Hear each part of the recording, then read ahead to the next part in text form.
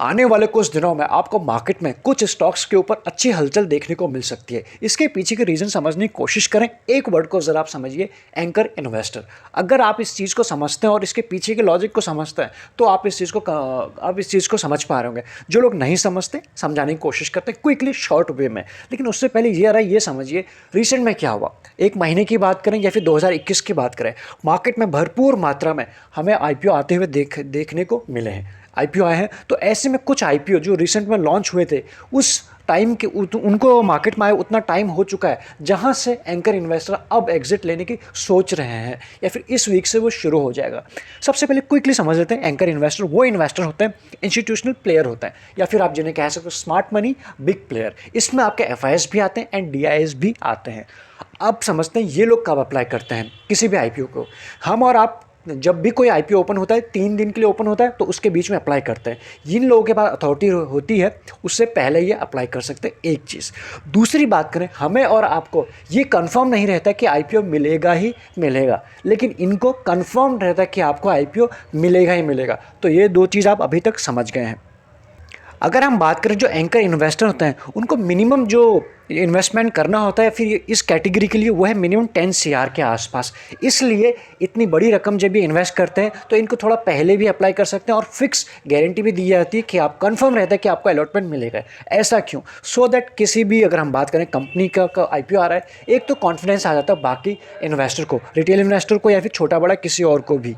तो अभी तक तो कोई प्रॉब्लम नहीं है। आप एंकर इन्वेस्टर समझ गए, आप ये समझ गए उनके मिनिमम अमाउंट क्या होता है। आप ज़रा समझने की कोशिश कीजिए। हाँ, आप और हम क्या करते हैं, हमें अलॉटमेंट मिला, प्रॉफिट हुआ, लॉस हुआ, हम जब चाहें तब एग्जिट कर सकते हैं। लेकिन ये लोग एग्जिट नहीं कर सकते एज पर सेबी रूल्स के अकॉर्डिंग। तो ऐसे में 30 days, minimum 30 days after listing के लिए या फिर सब्सक्राइब जब से इन्होंने कर रखा है तो 30 डेज के बाद ही ये एग्जिट ले सकते हैं। फिर चाहे कोई आईपीओ, कोई शेयर ऊपर जाके नीचे आ चुका हो, ये लॉस में आ चुके, तब भी एग्जिट नहीं कर सकते। या ये प्रॉफिट बुकिंग की तरफ अगर चाहे प्रॉफिट बुक करना तब भी 30 डेज के लिए एक लॉक इन पीरियड रहता है। तो ऐसे में कल से कुछ ऐसे आईपीओज हैं जो 1 महीने पहले आए थे, उनको 1 महीने पूरा हो चुका है और अब यहां से वो उन कंपनीज में, उन आईपीओज में, उन स्टॉक्स में आपको एंकर इन्वेस्टर एग्जिट लेते हुए दिखाई पड़ सकते हैं। इसीलिए आप सभी को बताने की कोशिश कर रहे हैं आने वाले कुछ दिन आपके लिए थोड़ा सा क्रूशियल रह सकता है। अगर आपने अप्लाई किया है, शॉर्ट टाइम के लिए लेके आए, प्रॉफिट भी हो रहा है,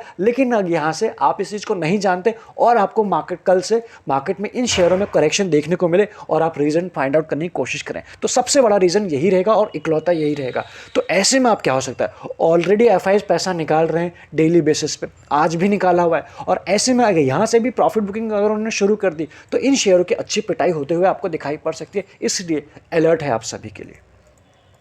तो 30 डेज कुछ स्टॉक्स की जो कंप्लीट हो रहे हैं कल से, अगर हम कुछ रफली नाम निकालने की कोशिश करें जो भी आपके पास है, आप देख लीजिए किस आईपीओ को लिस्ट हुए 30 दिन हो चुका है। अगर हम क्विकली बात करें जैसे कि पेटीएम का होने वाला है, नाइका का होने वाला है, सिगाची ये आए थे, लेटेंट व्यू, जितने भी अच्छे अच्छे आईपीओ थे, इन सभी में आपको यहाँ से एंकर इन्वेस्टर अगर एग्जिट लेते हैं तो गिरावट और भी दिखाई पड़ सकती है। ये चीज़ आपको बतानी काफ़ी ज़रूरी थी।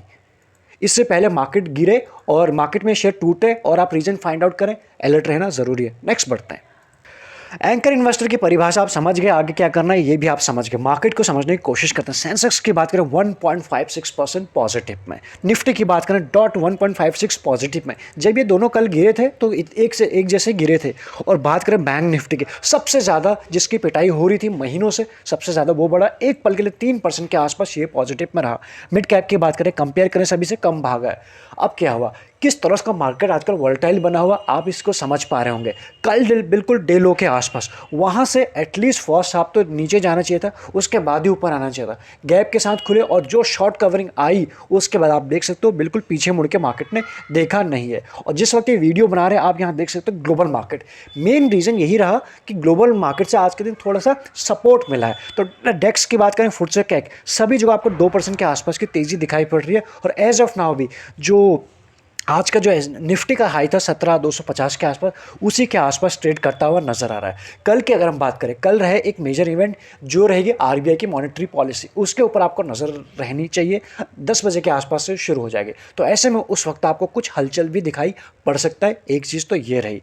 बात करें मेजर रजिस्टेंस आपको कहाँ मिलने वाला है, छोटे मोटे तो आपको दिखाई पड़ रहे हैं। 17,250, 17,285, 75 के आसपास। लेकिन जो मेजर मिलने वाला है ऑप्शन चेन के हिसाब से 300 के आसपास, 17,300 के आसपास मेजर रेजिस्टेंस आपको मिलने वाला है। इन लेवल्स के ऊपर आपकी नज़र होना बेहद ज़रूरी है। बात करें एडीआर रेशियो, ये बड़े दिनों के बाद बड़ा ही अच्छा है। आज के दिन 1400 से ऊपर जो शेयर एडवांस हो रहे हैं। डिक्लाइन की बात करें 420 के आसपास, जहां कल के दिन 50 में से सिर्फ एक निफ्टी का शेयर ग्रीन निशान में बंद हुआ, तो वो था यूपीएल। आज के दिन आप यहाँ देख सकते हो 50 में से अगर बात करें तो 45 या 42 के आसपास ग्रीन निशान में बंद हुए हैं। हिंडाल्को की बात करें, टाटा स्टील, ये रहे आज के top gainer. Axis bank, ICICI bank, यानी जिनकी सबसे ज़्यादा पिटाई हो रही थी, जहां से पैसा निकाला जा रहा था, आज वही पैसा वापस लौट के आया। वो है मेटल और वो है बैंक्स। आपके सामने दोनों वहीं से गेनर। लूजर की बात करें, Cipla, Britannia, Divi's life, IOC, लेकिन 1% की भी किसी में गिरावट नहीं है। इससे पहले आप देख पा रहे होंगे, जब भी टॉप लूजर को हम देखते थे तो 5%, 7% बड़ा ही कॉमन था। बात करें इंडिया विक्स के ऊपर, आज के अच्छा खासा कूल ऑफ है। कल इतना ही बड़ा था, वापस घूम के उतना ही आ चुका है। तो आप यहाँ देख सकते हो 8% के आसपास। तो अभी के हिसाब से 18 के आसपास अभी कंफर्टेबल है। कल के दिन देखते हैं किस हिसाब से ये काम करता है इवेंट के बाद। अभी बात करते हैं आईपीओ के ऊपर, जो मार्केट में एज ऑफ नाउ आज से आईपीओ ओपन हो चुका है। रेट गेन का आईपीओ फर्स्ट डे था और जो सब्सक्राइब हुआ है 0.35 टाइम्स हुआ है। अभी कोई भी इसमें हमारे डिसीजन को फाइनल नहीं करे। थर्ड डे के डेटा के बनने के बाद ही, उसके बाद ही कोई भी डिसीजन लेंगे। तब तक ये वेट एंड वॉच के कंडीशन में 2:30 से 3 बजे के आसपास थर्ड डे को आपको अपडेट कर दिया जाएगा कैश में अप्लाई कर रहे हैं या फिर नहीं कर रहे हैं। बात करते हैं स्टॉक्स। एक ऐसा स्टॉक है जो यहाँ से फोकस पे रहना चाहिए। बेहतरीन क्वालिटी का स्टॉक है रूट मोबाइल, हम सभी जानते हैं। लेकिन ये भी हम जानने की कोशिश करें, जो रिसेंट में करेक्शन मार्केट में है, एक अच्छे लेवल के आसपास ये मिल रहा है आपको आज के दिन 1755 के आसपास। तो ऐसे में 1700 लेवल के आसपास एक अच्छा बाइंग जोन है। ये सारे बाइंग जोन के आसपास है इस वक्त। तो जिस तरह से इसमें आखिरी के क्लोजिंग टाइम है, मार्केट में कुछ रिकवरी दिखाई, इससे यहाँ से लग रहा है कि कल के दिन भी अच्छा अपमूव दिखा सकता है। इसलिए शेयर स्विंग के लिए बात के लिए, लॉन्ग रन के लिए बात कर ले, या फिर आपको शॉर्ट टर्म के लिए लेना है, ये बड़ा ही बेहतरीन स्टॉक तो है। यहाँ से अच्छे प्राइस पे भी मिल रहा है, इसलिए कल के दिन इसके ऊपर नज़र रहनी चाहिए आप सभी की। अब बात करते हैं मार्केट की कल की। सबसे पहले निफ्टी का वनडे को आप समझ लीजिए। एक शार्प हमें कल के दिन प्रॉफिट बुकिंग दिखाई पड़ी थी, लेकिन कल के दिन भी 16,800 ब्रेक नहीं हुआ था। इस लो की हम बात कर रहे हैं। और आज के दिन हमें वापस से एक ग्रीन कैंडल बनते हुए दिखाई पड़ी है। कल के दिन के बाद हम यहाँ समझ पाएंगे धीरे धीरे कि मार्केट किस तरफ को अभी डायरेक्शन बनाने की कोशिश कर रहा है। एज ऑफ नाउ कुछ नहीं हो रहा। आप इस चीज़ को समझ लीजिए, एक रेंज में फंस चुका है, कोई डायरेक्शन नहीं है। अगर आप इसको डाउन ट्रेंड कह रहे हैं तो न्यूट्रल इस दिन मार्केट कर दिया था, और अभी तक भी मार्केट न्यूट्रल में है। कल की गिरावट के बाद डाउन ट्रेंड नहीं हुआ था, जैसे आप समझते हैं वैसे ही आज के एक अपमूव के बाद 1.5% आज के दिन निफ्टी अप है, तो अभी भी अप ट्रेंड नहीं हुआ है। एज ऑफ नाउ भी न्यूट्रल है। जिस भी दिन मार्केट जाएगा उस तरफ को इसे ये टर्न हो जाएगा, डाउन या फिर अपवर्ड। लेकिन न्यूट्रल मार्केट में हमको थोड़ा सा संभल के काम करने की ज़रूरत होती है। अगर हम बात करें क्या रहा, गैप से खुले थे, यहाँ आप देख सकते हो ये थे गैप से खुले। और गैप के बाद जितने लोगों ने यहाँ पे पुट लिया था, एग्जिट लिया, और उसके बाद सभी लोग धीरे धीरे एग्जिट होते गए, मार्केट सीधा ऊपर जाता गया। फ्रेश गिरावट कल कहाँ से आएगी, जब 17,150 के नीचे सस्टेन होना शुरू हो जाएगा। आज के दिन में 17,150 से बाउंस बैक लिया और उसी के ऊपर की क्लोजिंग हमें मिली है। तो ऐसे में 17,150 के नीचे आना शुरू हुए तो आपको 17,000 भी दिखाई पड़ सकता है। और 17,000 के बाद नीचे अगर एक बार ट्रेवल करना शुरू हो गए तो आप समझ सकते हैं वापस से हम नीचे आ जाएंगे। ये तो रहे कल के लिए नीचे के लेवल। ऊपर की क्या बात करें, 200 के ऊपर अगर वापस से सस्टेन होना शुरू हो जाए 17,200 के ऊपर, फिर आपको वैसे तो हमें जिस हिसाब से एज ऑफ नाउ ट्रेड कर रहा मार्केट 250 के आसपास ओपन होते हुए दिखाई पड़ रहा है, या फिर उससे ऊपर ही दिखाई देंगे। लेकिन मेजर रेजिस्टेंस एक ही है, वो है 300 के आसपास। ज़रा सा स्ट्रेच हो गया तो 325 के आसपास, इस लेवल के ऊपर आपकी नज़र होनी चाहिए। सबसे ज़्यादा जो आपको कॉल राइटिंग दिखाई पड़ रही है वो वहीं पे है 300 के आसपास, उस लेवल के ऊपर नज़र रहेगी। बात करें बैंक निफ्टी में भी कुछ वैसा ही हो। गैप से ओपन हुए थे, इंपॉर्टेंट लेवल को तो उसने गैप से ही ब्रेक कर दिया था, जो है 36,000, और उसके बाद 36 के बाद 37,500 के 36,750 के आसपास, यानी 750 के आसपास का हमारा टारगेट बन रहा था। यहाँ से एक ही दिन में इसको पूरा इसने अचीव कर लिया है।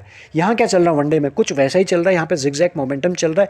यहाँ पे कंफ्यूजन बन रहा है। कुछ ट्रेडर को लग रहा है यहाँ से कि अभी तो मार्केट और गिरेगा, और कुछ लोगों को लग रहा है थम गए, अब यहाँ पे ऊपर की तरफ घूमने की बारी है। तो ऐसे में मार्केट कंसोलिडेट कर रहा है, ये अच्छी बात है। मार्केट को कुछ दिनों में हमारा ट्रेंड बिल्कुल सामने आ जाएगा, किस तरफ हम बढ़ रहे हैं। एज ऑफ नाउ तो बिल्कुल न्यूट्रल बना हुआ है। तो वेट एंड वॉच की कंडीशन अप्लाई हो जाती है न्यूट्रल मार्केट में, या फिर क्वांटिटी कंट्रोल के हिसाब से हमें ट्रेड करना चाहिए। बाकी कल के इवेंट के बाद देखते हैं किस तरह से मार्केट काम करते हैं, किस तरफ का ट्रेंड हमें दिखाते हैं। इस वीडियो में इतना ही, कई सारी चीज़ें हमने कवर करने की कोशिश की। एंकर इन्वेस्टर वाला टॉपिक वो काफ़ी जानना ज़रूरी था आपके लिए, प्लस उसके बेसिस पे स्टॉक्स में जब ये लोग एग्जिट लेंगे तो आपको क्रैक होते हुए भी दिखाई पड़ेंगे, और क्रैक 1-2% का नहीं होगा, अच्छा होगा, और वो धीरे धीरे करके अपने पैसे को निकालेंगे। ऐसा पिछले जितने भी IPO हैं कई बार हुआ है, तो इस चीज़ के ऊपर आप ध्यान रखिएगा।